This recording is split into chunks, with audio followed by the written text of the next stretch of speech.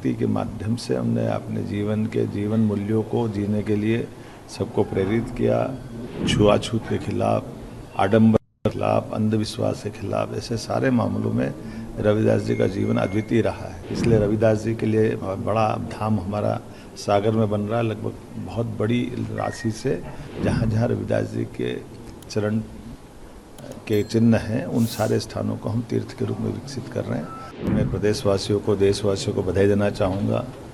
गुलामी के उस काल में जब चारों तरफ विदेशी आक्रांताओं का आतंक छाया हुआ था, हिंदू धर्म में लोग नाम लेने से, भगवान का स्मरण करने से डर रहे थे, ऐसे में एक महापुरुष रविदास जी ने बनारस में माँ गंगा के किनारे घाट पर भक्ति, सद्भावना, असमानता, ऐसे कई विषयों को लेकर अपनी एक नई यात्रा प्रारंभ की।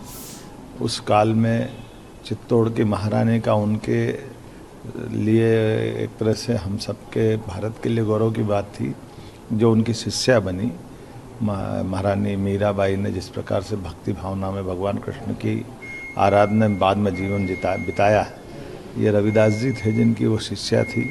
और चाहे बनारस के राजा हो या आम जनता हो, हर व्यक्ति के लिए जीवन में भक्ति का संदेश देते हुए, और उनकी भक्ति का मूल आधार ही भगवान राम और कृष्ण थे।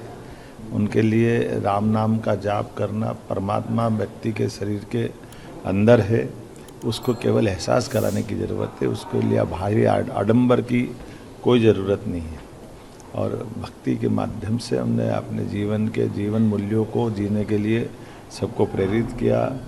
सामाजिक असमानता के खिलाफ, छुआछूत के खिलाफ, आडंबर के खिलाफ, अंधविश्वास के खिलाफ, ऐसे सारे मामलों में रविदास जी का जीवन अद्वितीय रहा है। जात पात पूछे न कोई, हरि का वजह सो हरि का हो, ये अगर उदात्त विचार किसी का दिया तो ये रविदास जी का विचार है।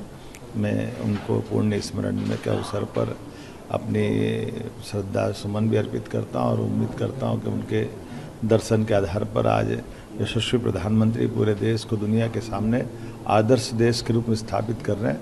मध्य प्रदेश सरकार भी इस दिशा में चल रही है।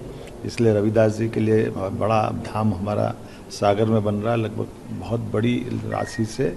और उसी प्रकार से उज्जैन सहित कई स्थानों पर जहाँ जहाँ रविदास जी के चरण के चिन्ह हैं, उन सारे स्थानों को हम तीर्थ के रूप में विकसित कर रहे हैं। और उससे बड़ी बात, उनकी भावनाओं को लेकर सबके बीच जाने की ज़रूरत है। इसलिए रविदास जी के विचार को स्कूल पाठ्यक्रम में भी हम लाए हैं।